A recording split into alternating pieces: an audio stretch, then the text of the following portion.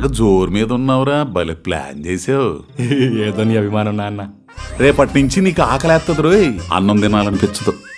పడుకుంటావు, నిద్రొట్టు, కోపం వస్తుంది, ఎవరి మీద చూపించాలో అర్థం కాదు. నాకేమైనా తప్పు చేసిందా? అంతకంటే ప్రమాదం పెళ్ళయింది.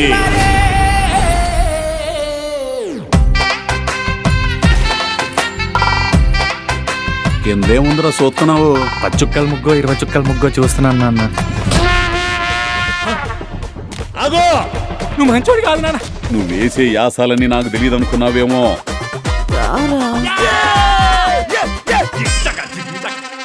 అయ్యా వీరయ్యా, ఇప్పుడు చెప్తున్నా విను. ప్రతాప్ కాదు, ఈర ప్రతాప్. వింతలన్నీ విదేశాల్లోనే ఆకాశంలో జరిగితే మా కళ్ళ ముందు ఎప్పుడు జరుగుతాయి? బుజ్జమ్మా, అల్లుడేమన్నా అన్నాడా? పెళ్ళి 4వ రోజే పంచాయతీ ఎట్టిందంటే ఎవరమే తేడాగా ఉంది. అంతా నేను అనుకున్నట్టే జరుగుతుంది. కొట్టుకు సావండి. అసలు సమస్య ఏంటో చెప్పవే. నీకున్న సమస్య ఏంటో నువ్వే తెలుసుకొని పోగొట్టుకొనిరా. అప్పటి వరకు నీ ప్రేమను నమ్మను.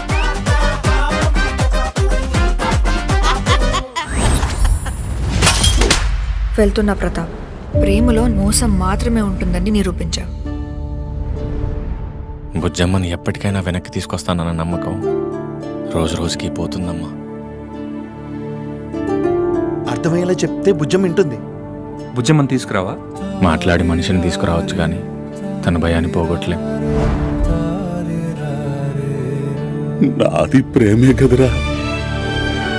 వీళ్ళందరూ బాగుండాలంటే నేను బాగోకపోయినా పర్లేదు సార్. వీడేం చేయకపోతే అదెందుకు పోద్ది? జనం నా కొడుకు గురించి రకరకాలుగా అనుకుంటున్నారు.